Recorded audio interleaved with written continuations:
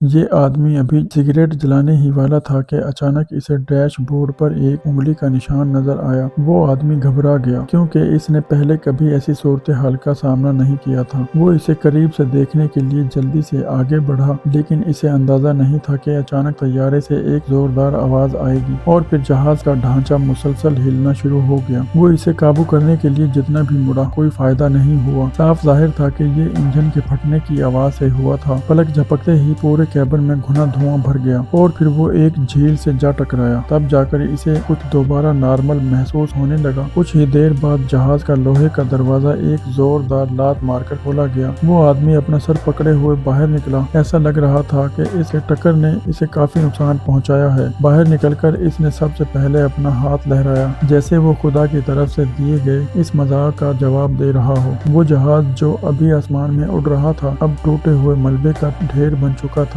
آدمی کو اس قدر غصے میں دیکھ کر کو پائلٹ کی سیٹ پر بیٹھی لڑکی اسے صرف دور سے دیکھ ہی رہ گئی، کیونکہ وہ اس سفر میں صرف ایک سیاح تھی، اس لیے وہ ایک دوسرے سے زیادہ واقف نہیں تھے۔ لڑکی کی ہمت نہیں ہوئی کہ وہ آسانی سے اسے دلاسا دینے کے لیے پاس جائے۔ باہر نکلنے کے بعد وہ آدمی آہستہ آہستہ پرسکون ہوا۔ اس نے جہاز کے ڈھانچے میں موجود تمام کام کی چیزیں اکٹھی کی اور پھر انہیں ایک لکڑی کے باکس میں ڈال کر کنارے پر لے گیا۔ پھر اس نے نقشہ کھولا تاکہ دیکھ سکے کہ وہ کہاں پھنس گیا ہے۔ تبھی وہ لڑکی اپنا سامان لے کر دوسری طرف نکل پڑی۔ اس نے خود ساختہ مچھلی پکڑنے والا کانٹا نکالا اور اسے سیدھا پانی میں پھینک دیا۔ وہ اسے کچھ چھوٹی مچھلیاں پکڑنے اور کھانے کے طور پر استعمال کرنا چاہتی تھی، اور یہ سب کچھ اس آدمی کی نظر میں بالکل مضحکہ خیز لگ رہا تھا۔ وہ تصور بھی نہیں کر سکتا تھا کہ ایسی جگہ پر گزارا کیسے ہوگا۔ آدمی نے اس لڑکی کو سمجھانے کی کوشش نہیں کی، کیونکہ وہ کو پائلٹ کا آلہ استعمال کر کے باہر کی دنیا سے رابطہ کرنا اور جلد از جلد خود کو بچانا چاہتا تھا۔ بدقسمتی سے کو پائلٹ کی مشین جہاز کے ٹکرانے سے تباہ ہو چکی تھی۔ جب وہ آدمی اس مشین کو غور سے دیکھ رہا تھا تبھی وہ لڑکی اپنی ڈوری پر لگی ایک مچھلی دکھانے کے لیے اس کے پاس آئی۔ اس نے آدمی کے سامنے کچی مچھلی پکڑی اور اسے دانتوں سے کاٹا۔ پھر خوشی سے وہ مچھلی اس آدمی کی طرف بڑھائی، جیسے وہ کہنا چاہ رہی ہو کہ اس جنگل میں یہ سب سے بہترین کھانا ہے، لیکن اس آدمی نے اسے قبول نہیں کیا، بلکہ اسے تھوڑی کراہت محسوس ہوئی۔ اس نے لڑکی سے کہا کہ وہ اس مری ہوئی مچھلی کو لے کر یہاں سے چلی جائے، اور وہ حیران تھا کہ انسان ایسی چیزیں کیسے کھا سکتے ہیں، لیکن وہ نہیں جانتا تھا کہ وہ ایک ایسی لڑکی ہے جو شیطانی خیالات میں رہنا پسند کرتی ہے، اور وہ اسی طرح پلی بڑھی تھی۔ پھر اس آدمی نے کو پائلٹ کے آلے کی مرمت کرنا شروع کر دی۔ کسے معلوم تھا کہ ابھی نکالا گیا پرزہ زمین پر گرے گا اور ہوا کے جھونکے سے ٹوٹ جائے گا۔ اس واقعے نے اس آدمی سے اپنے ساتھیوں سے رابطہ کرنے کا آخری ذریعہ بھی چھین لیا تھا۔ اب ایسا لگ رہا تھا کہ اسے واپس جانے کے لیے صرف اپنی ہمت پر بھروسہ کرنا ہوگا۔ جب اسے اس بات کا خیال آیا تو وہ کچھ پتھر جمع کرنے کے لیے جہاز سے نیچے اترا اور انہیں زمین پر ایک ترتیب سے رکھنے لگا۔ اس نے مدد کے لیے ایک زوردار آواز سگنل SOS کا سوچا، اس طرح اگر کوئی دوسرا جہاز اوپر سے گزرے تو وہ اسے دیکھ سکے۔ یہ کام مکمل کرنے کے بعد اس آدمی نے نقشہ نکالا۔ اسے معلوم ہوا کہ مشرق کی جانب سینکڑوں کلومیٹر دور ایک چھوٹا سا قصبہ ہے۔ وہ ہاتھ پر ہاتھ دھرے بیٹھ کر انتظار نہیں کرنا چاہتا تھا۔ اس نے کچھ کھانا اس لڑکی کے لیے چھوڑا اور اسے وہیں رکنے کا کہا تاکہ وہ خود قصبے جا کر مدد تلاش کر سکے۔ اس سے ان کے بچنے کے امکانات بڑھ سکتے تھے۔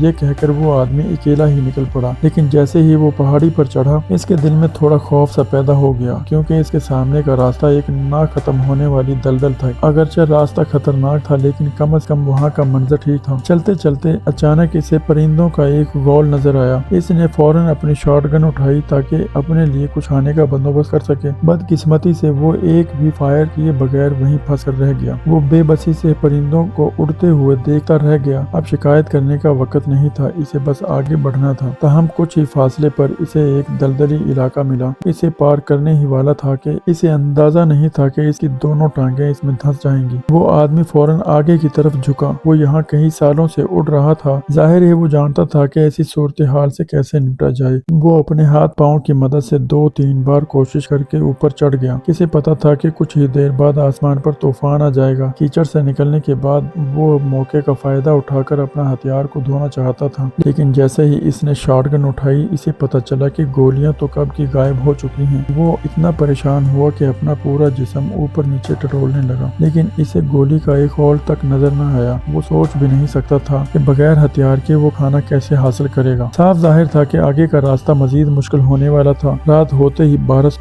مزید تیز ہو گئی۔ وہ خود کو ایک کمبل میں لپیٹ लेट कर चट्टानों पर आराम करने पर मजबूर था। अगली सुबह इसे किसी चीज ने काटा। इसने आसमान की तरफ देखा तो वो मच्छरों से भरा हुआ था। जैसे ही वो मुड़ा, इसे हर जगह से मच्छरों ने काट लिया था। वो जल्दी से उठा और अपनी कमीज उतारकर मच्छरों को भगाने की कोशिश करने लगा। बदकिस्मती से इसकी ये तरकीब नाकाम रही। मच्छरों के हमले से बचने के लिए इस आदमी को मुड़कर भागना पड़ा। वो इस वक्त शदीद घबराहट का शिकार था कि भागते हुए इसका पांव फिसला और वो पहाड़ी से नीचे लुढ़क गया। एक जोरदार झटके ने इसे जमीन पर पटक दिया और वो बेहोश हो गया। मालूम नहीं कितनी देर बाद जब इसकी आंख खुली तो इसने देखा कि इसके जिस्म पर किसी जानवर की खाल ढकी हुई थी। इसके जख्मी पांव को पत्थरों और पट्टियों की मदद से बांधा गया था। साफ जाहिर था कि किसी ने इसकी जान बचाई थी। वो अभी इस कश्मकश में ही था कि कोई लकड़ी का एक बड़ा तना उठाए इसके पीछे से गुजरा। ये वही लड़की थी जिसे वो जहाज के हादसे वाली जगह पर छोड़ आया था। आदमी ने इससे पूछा कि वो यहाँ रुककर मदद का इंतजार करने की बजाय यहाँ क्यों आई। लड़की ने कोई जवाब नहीं दिया। इसकी बजाय वो इसके लिए कुछ खाने के लिए ले आई। लेकिन वो आदमी अब हैरान था कि इसे समझ नहीं आ रहा था जो शिकार वो शॉट गन से न पकड़ सका, इस लड़की ने वो कैसे कर दिखाया। दर हकीकत इन लोगों के लिए ये बात आसान काम था, क्योंकि वो बरसों से इसी नीम कदीम हालत में रह रहे थे। शिकार करना इनकी जिंदगी का एक बुनियादी हिस्सा था। क्योंकि वो आदमी जख्मी था, इसलिए इन दोनों को कुछ वक्त वहीं ठहरना पड़ा। चंद दिनों में इस आदमी ने भी शिकार करने की कुछ महारतें सीख ली। इसने एक लकड़ी उठाई और एक बड़ी मछली पकड़ने के लिए पानी में उतरा। लेकिन अचानक इसे आसमान से एक जहाज की आवाज सुनाई दी। ये सुनकर वो आदमी जोश से भर गया। वो तेजी से पहाड़ी की तरफ भागा और आसमान की तरफ देख कर चलाने लगा। बदकिस्मती से वो जहाज पलक झपकते ही नजरों से ओझल हो गया।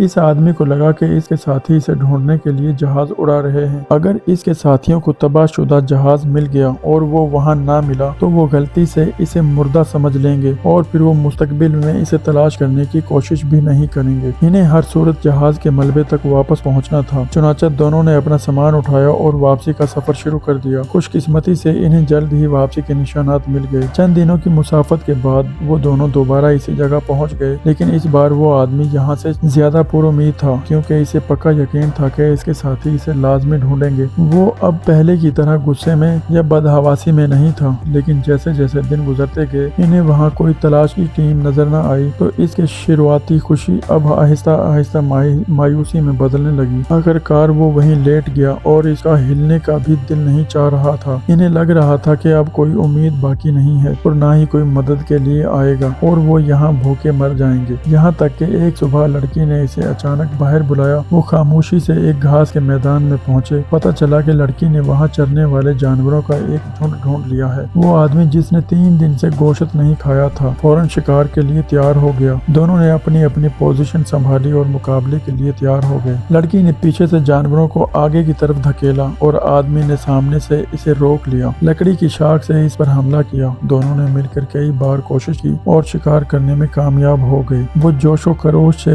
गोश्त काटने और खाने लगे। लेकिन अभी इन्होंने चंद लुकमे ही खाए थे कि लड़की का पूरा जिस्म ठंडा पड़ने लगा। इसने पास जाकर इसे छुआ तो पता चला कि इसे तेज बुखार है। इसने फौरन लड़की के जिस्म को गर्म खाल में लपेट दिया। इसके बावजूद लड़की मुसलसल खांसती जा रही थी, यहाँ तक कि इसे खांसी के साथ खून की उल्टियां आने लगी। वो आदमी जान गया कि अब वो मजीद यहाँ नहीं रुक सकते। इसे हर हाल में लड़की को कस्बे ले जाना था ताकि इसे डॉक्टर को दिखाया जा सके। पक्का इरादा करने के बाद दोनों ने फौरन तैयारी शुरू कर दी। आदमी ने गोश्त के छोटे छोटे टुकड़े किए और इन्हें खुश कर लिया। फिर इन्हें कपड़े में लपेट दिया ताकि ले जाने में आसानी हो। लड़की ने जानवरों की खाल से गर्म कपड़े तैयार किए। फिर वो दोनों अपना सामान बांधकर मंजिल की तरफ रवाना हो गए। अभी उन्होंने चंद ही कदम बढ़ाए थे कि आसमान से बर्फ गिरना शुरू हो गई। इसका मतलब था कि सर्दियों का बेरहम मौसम आ चुका है। ऐसा लगता था कि इनके आगे बढ़ने का रास्ता पहले से कहीं ज्यादा मुश्किल हो जाएगा। आदमी को हर चंद कदम के बाद लोहे की छड़ी से बर्फ टटोलना पड़ती थी ताकि बर्फ के सख्त होने का